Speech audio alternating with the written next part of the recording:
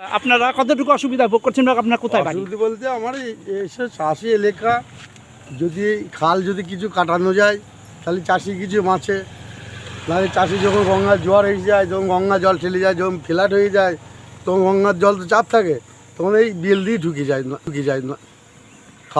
নদিয়ার মায়াপুর বামুনপুকুর 2 নম্বর পঞ্চায়েতের অধীনে একটি দীর্ঘ বছরের খাল সংস্কারের অভাবে অকেজো হয়ে পড়ে আছে। বেশ কিছু গ্রামের চাষিরা চাষাবাস নিয়ে দুর্দশায় ভুগছেন, অথচ সরকার কোনো পদক্ষেপ নিচ্ছেন না বলে অভিযোগ সরকারি কর্মী থেকে শুরু করে সাধারণ মানুষের। এই খালের রাস্তার উপর রয়েছে স্লুইস গেট, সেই স্লুইস গেটের অবস্থাও ক্ষতিকর। তাই কর্মীরা জানাচ্ছেন যে পঞ্চায়েতের কর্মী, পাশাপাশি তিনি জানান তার মা বিগত দিনে পঞ্চায়েতের মেম্বার ছিলেন। পার্থ কুমার বিশ্বাস পঞ্চায়েত প্রধানের পক্ষ থেকে ঠিক কী জানালেন আমাদের ক্যামেরার সামনে তুলে ধরছি আপনাদের সামনে। নদিয়ার মায়াপুর থেকে সুমন আচার্যের রিপোর্ট, নতুন বাংলা নিউজ। আপনার এই এলাকায় হচ্ছে, তারপরে 2 নম্বর পঞ্চায়েত নিরঞ্জননগর। আপনার এই এলাকায় বাড়ি? আমার এই গঞ্জডাঙ্গা বাড়ি। আপনার নাম? আমার নাম বাবুলাল ঘোষ। আপনি কি করেন? এই ভ্যান চালাই। আচ্ছা, ঠিক।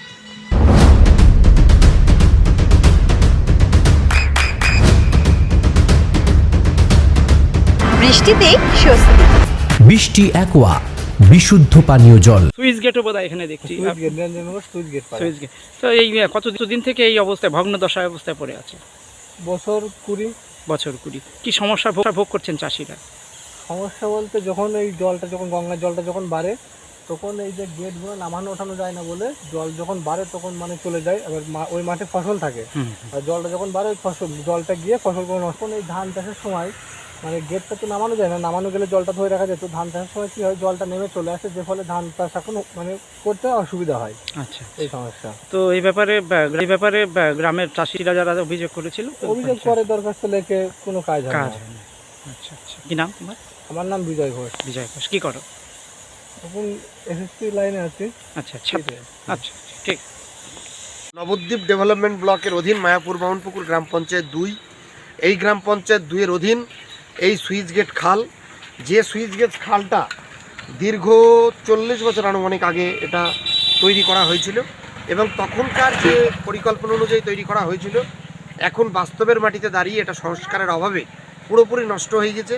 এখানে কোনো রকম জল সংরক্ষণ বা খাল সংস্কার এর কোনো নিকাশি ব্যবস্থাও নেই, কোনো রকম সংস্কার কোনোদিন করাও হয় না, যার ফলে কয়েক হাজার কৃষক এবং হাজার হাজার বিঘা জমি, সরকারি জমি সহ চাষির নিজের জমিও এখানে চাষ করতে পারছে না, জল নেই বলে, খাল সংস্কার হয় না বলে, সুইচ গেট সংস্কার হয় না বলে। এইটা যদি সংস্কার হয় তাহলে এখানে বহু লোক জীবিকা অর্জন করতে আরও সুবিধা হতো, চাষ আরও বেশি হতো, সরকারি জমিতে অনেক কিছু করা যেত, সরকারি কাজ করা যেত। শুধু একমাত্র এই খাল সংস্কার না হওয়ার কারণে আমাদের মায়াপুর বামুনপুকুর গ্রাম পঞ্চায়েত 2 শুধু নয়, আমাদের নবদ্বীপ ব্লকের আন্ডারে আরেকটা গ্রাম পঞ্চায়েত আছে, মায়াপুর বামুনপুকুর 1, তৎসহ বেলপুকুর গ্রাম পঞ্চায়েতের চাষি, সাধনপাড়া 1, সাধনপাড়া 2 যেটা ধুবুলিয়া 2 ব্লকের অধীন, এবং ধর্মদা পঞ্চায়েত যেটা নাকাশিপাড়া ব্লকের অধীন।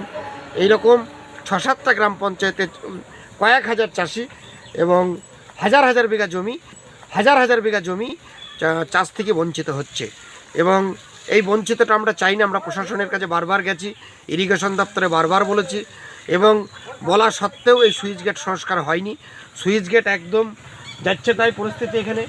এখানে আবর্জনা, কীট পতঙ্গ একদম কচুরিপানায় সব কিছু ভরে গেছে, জল কোনো রকম আসা যাওয়া করতে পারেন কি গিয়েছে একদম চাষ পদ্ধতি, কৃষিকাজ। আমি দৃষ্টি আকর্ষণ করছি প্রশাসনের ঊর্ধ্বতন স্তরে, যে এই কৃষকদের যাতে কৃষি এবং কৃষিকাজ যাতে আবার চালু হয় এই খাল সংস্কারের মধ্যে দিয়ে, এবং এই 5টা-6টা পঞ্চায়েতের চাষিরা যেন কৃষিকাজের এই খাল সংস্কারের মধ্যে দিয়ে কৃষিকাজ ভালোভাবে করতে পারে, এবং সরকারি যে জমিগুলো আছে, সরকারি জায়গায় সরকারের বিভিন্ন রকম প্রকল্প এখানে করা যেতে পারে। খালটা সংস্কার হলে এমনকি মাছ চাষ থেকে শুরু করে ভেরি স্থাপন সমস্ত সরকারি কাজগুলো এখানে করা সম্ভব হবে।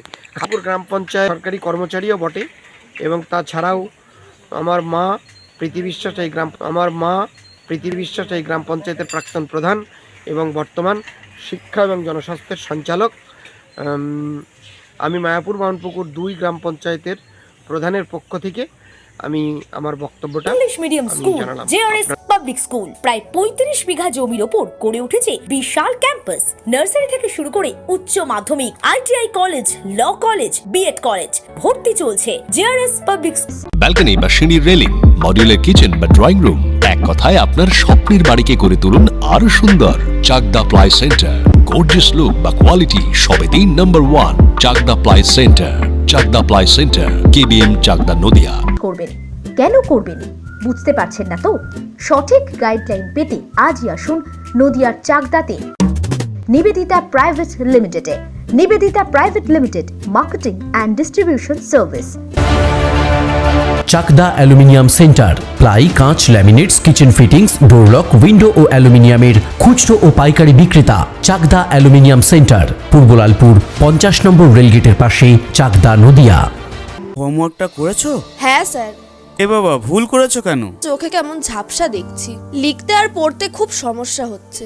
চাকদার মডার্ন অপটিক্স থেকে ভালো চোখের ডাক্তার দেখিয়ে নাও। প্রতিদিন প্রকৃত চোখের ডাক্তার ও দৃষ্টি বিশেষজ্ঞ মডার্ন অপটিক্স, চাকদহে। স্যামসাং, জিও, রিয়েলমি, নদিয়ার একমাত্র অথরাইজড ডিস্ট্রিবিউটর ঘোষ কমিউনিকেশন, থানার মোড়, চাকদা। ভাবছেন 3 স্টার ক্যাটাগরিতে কাটাবে? রুম রে মাত্র 1500 টাকা থেকে স্টার, খাওয়া দাওয়া রিজনেবল প্রাইস। নদিয়ার একমাত্র 3 স্টার ক্যাটাগরি হোটেল এনবি সোনার বাংলা হোটেল, কল্যাণী এইমসের ঠিক উল্টো দিকে, কল্যাণী, নদিয়া। নদিয়া জেলার সবথেকে বড় বিল্ডার্স চাকদার মা মনসা বিল্ডার্স, রড ও সিমেন্টের পাইকারি ও খুচরো বিক্রেতা। মা মনসা বিল্ডার্স, পদ্মবিলা, চাকদা, নদিয়া। রড কেনাকাটায় থাকছে ডিসকাউন্ট অফার। মা মনসা বিল্ডার্স।